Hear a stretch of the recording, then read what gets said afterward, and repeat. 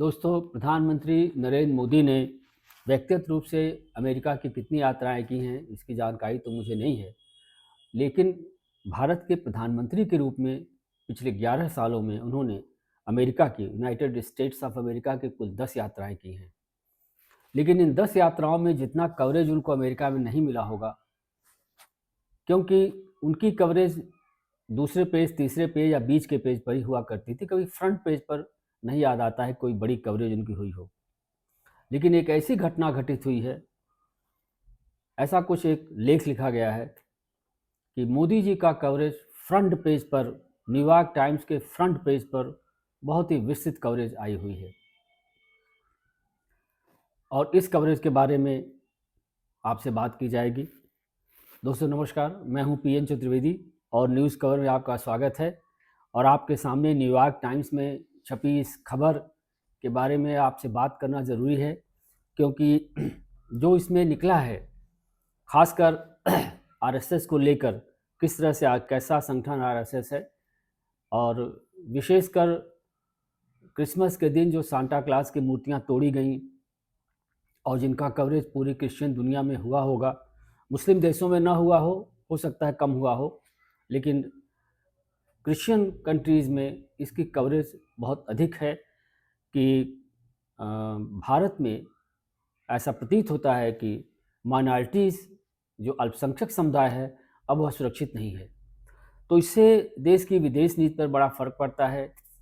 Christian देश, जो Christian population आप जानते हैं दुनिया में सबसे अधिक है, और दूसरे नंबर पे इस्लाम है। क्रिश्चियन देशों में ये बहुत एक बड़े नेगेटिव तरीके से लिया जाता है कि धार्मिक स्वतंत्रता किसी देश में न हो, और उसको जिन जिन देशों में धार्मिक स्वतंत्रता नहीं है, यूरोप और अमेरिका और दूसरे क्रिश्चियन देश इसको बहुत ही नेगेटिव तरीके से लेते हैं, नाराज़गी भरे लहजे में इसको लेते हैं। इसीलिए भारत में जो ये बजरंग दल के नुमाइंदे, बजरंग दल के मूर्ख और नालायक, जो अपने को हिंदूवादी कहते हैं, जबकि हिंदू में कभी हिंसा चीज़ तो नहीं रही है, इसलिए ये अपने को हिंदूवादी भी गलत तरीके से कहते हैं। ये हिंदू तो नहीं हो सकते जो ये काम सांता क्लास की मूर्तियां तोड़कर किए हैं। सांता क्लास जो ह्यूमैनिटी, मानवता में शांति के प्रतीक हैं, उनकी मूर्तियां तोड़कर बजरंग दलियों ने यह नहीं समझा कि इस देश की विदेश नीति का ये कितना बड़ा नुकसान कर रहे हैं। तो दोस्तों, इस संबंध में न्यूयॉर्क टाइम्स में जिस आर्टिकल की चर्चा मैं कर रहा था, 2 आर्टिकल निकले हैं न्यूयॉर्क टाइम्स में। 26 को एक आर्टिकल निकला है जिसमें आरएसएस की धज्जियां उड़ा दिया है न्यूयॉर्क टाइम्स में। एक रिसर्च के बाद अचानक कोई आर्टिकल नहीं लिखा गया। पहले मुझे लगा कि शायद सांता क्लास की मूर्तियां तोड़े जाने या क्रिसमस के त्यौहार पर उपद्रव करने के कारण न्यूयॉर्क टाइम्स में भारत के खिलाफ आर्टिकल लिखा हो। लेकिन उसके बाद जब मैं निगाह पड़ी कि ऐसा ही एक आर्टिकल अतिवादी संगठनों के बारे में, भारत में अतिवादी संगठनों के बारे में 23 दिसंबर को भी निकला है। तो 23 दिसंबर को वो आर्टिकल निकला और 26 दिसंबर को सीधे आरएसएस पर आर्टिकल निकला है। और इस आर्टिकल से, चूँकि जैसा अभी हम लोगों ने बात की कि इसकी बहुत दूरगामी परिणाम हो सकते हैं, भारत को इसके लिए इसके दूरगामी परिणाम हो सकते हैं, क्योंकि भारत का जो सॉफ्ट कंट्री का चेहरा था वो धीरे धीरे धूमिल होता जा रहा है। और अपने विभिन्न नीतियों में जो भारत इसमें फेस कर रहा है, आप समझ सकते हैं कि इन छोटी छोटी चीज़ों के क्या व्यापक असर होते हैं। तो दोस्तों, इसमें मैं आपके लिए न्यूयॉर्क टाइम्स के आर्टिकल के बारे में चर्चा करने आया हूँ। मैं ठीक वही आपको बताऊंगा जो न्यूयॉर्क टाइम्स के आर्टिकल में इस विषय पर लिखा गया है, और जिससे कि आपको कोई तोड़ मोड़ कर तथ्य न प्रस्तुत किए जाएं, आपको सही जानकारी मिले। इसलिए आपसे आशा भी ये करता हूं कि आप इस चैनल को सब्सक्राइब करेंगे, आर्टिकल को अंत तक देखिए, वीडियो अंत तक देखिए, सुनिए, और पसंद आए तो इसे लाइक भी करिए।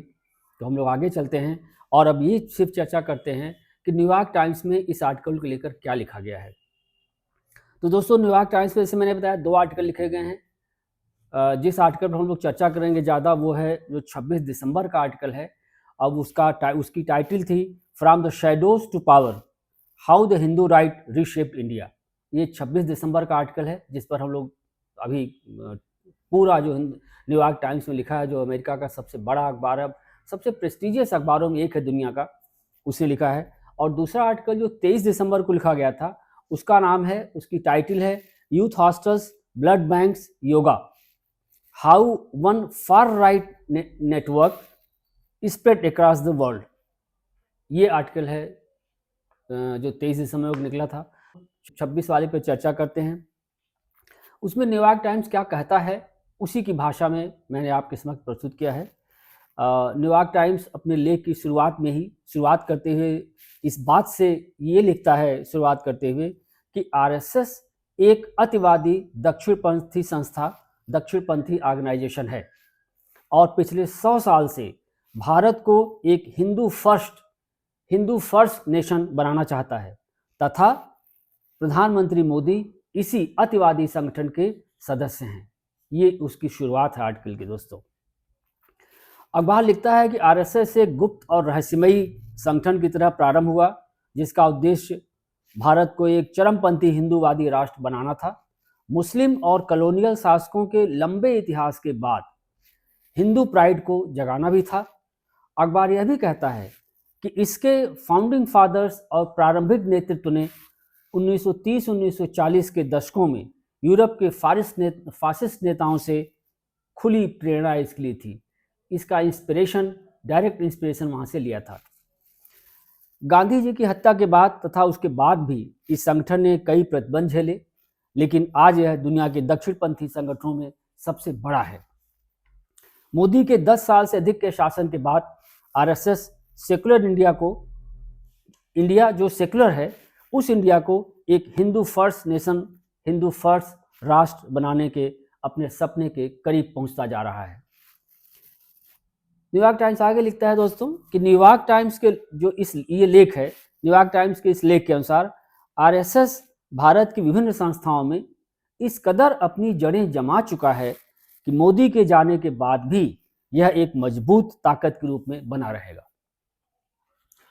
अखबार लिखता है कि आरएसएस अपने आनुषंगिक संगठनों के विशाल नेटवर्क के माध्यम से भारत के समाज, सरकार, न्यायालय, पुलिस, मीडिया व शिक्षा संस्थानों में भी घुस चुका है तथा इन सभी में उसने अपने लोगों को, यानी आरएसएस के लोगों को, आरएसएस के कोर ग्रुप के लोगों को बैठा दिया है। हिंदू राष्ट्रवादी गतिविधियों के माध्यम से इसने देश के युवाओं के दिलों पर कब्जा किया हुआ है। न्यूयॉर्क टाइम्स जैसा अखबार यह भी लिखता है कि आरएसएस आज भी एक सीक्रेट सोसाइटी की तरह काम करता है, गुप्त संस्था की तरह काम करता है, रहस्यमयी संस्था की तरह काम करता है, हालांकि आजकल अपने को खुला हुआ दिखाने का प्रयास करता है। जब आप मोदी की भारतीय जनता पार्टी को जीतता हुआ देखते हैं, ये न्यूयॉर्क टाइम्स की भाषा है दोस्तों, जब आप मोदी की भारतीय जनता पार्टी को जीतता हुआ देखते हैं तो एक्चुअली आप आरएसएस की पॉलिटिकल मशीन को काम करता हुआ पाते हैं।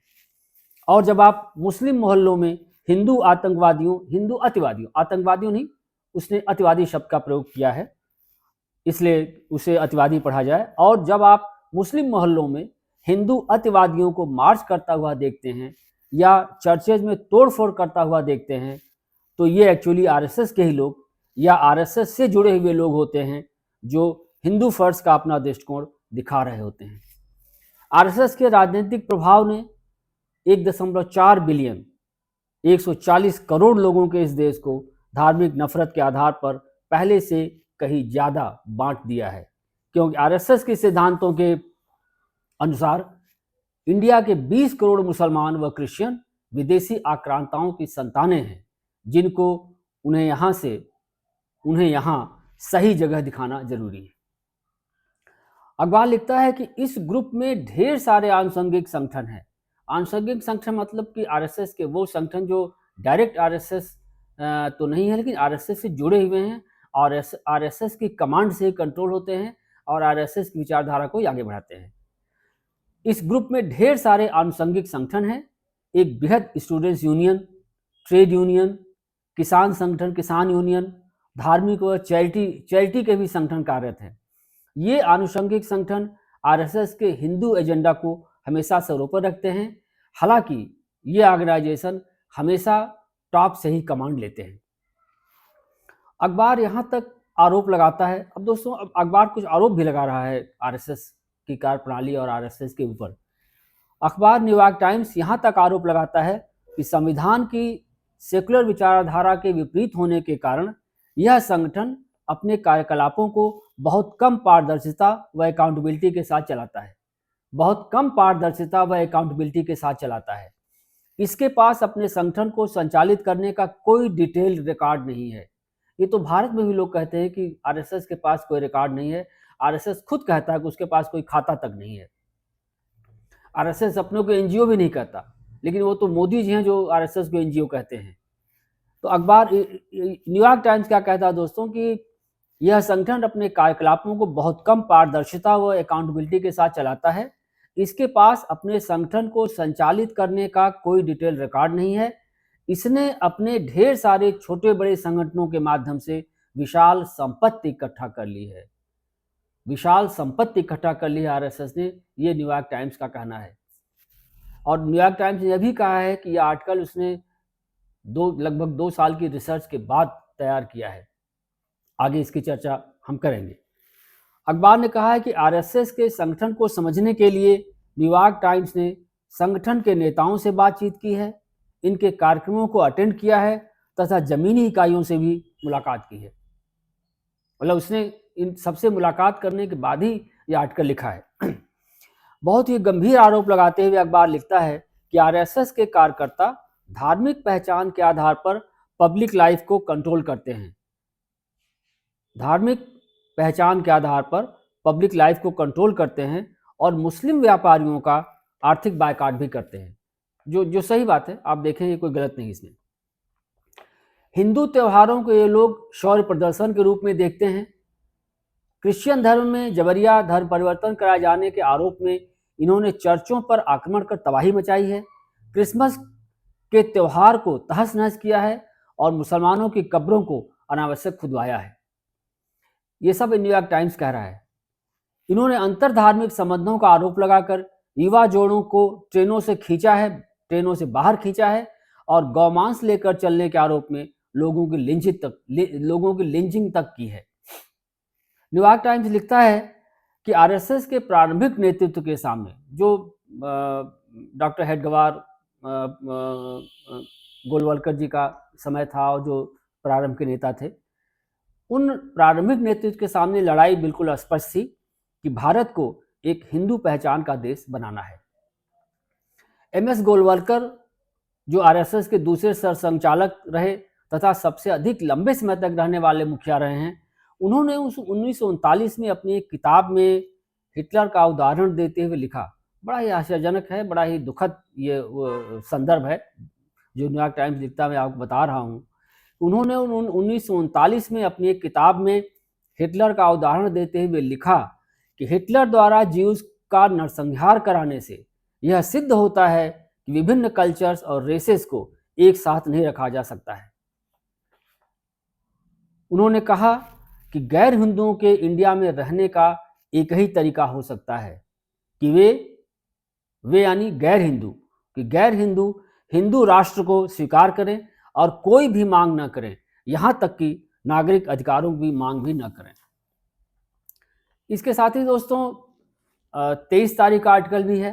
पहले मुझे लगा कि वो 26 का आर्टिकल क्रिसमस में झगड़े को लेकर हुआ होगा, लेकिन ऐसा नहीं है, क्योंकि आर्टिकल लगता है कंटिन्यूटी में जारी हो रहा था, क्योंकि 23 दिसंबर का भी आर्टिकल है और उसमें न्यूयॉर्क टाइम्स लिखता है कि आरएसएस का पैटर्न जो है, आरएसएस के काम करने का पैटर्न वही है जो दुनिया के दूसरे फार राइट ग्रुप्स ने अपनाया है।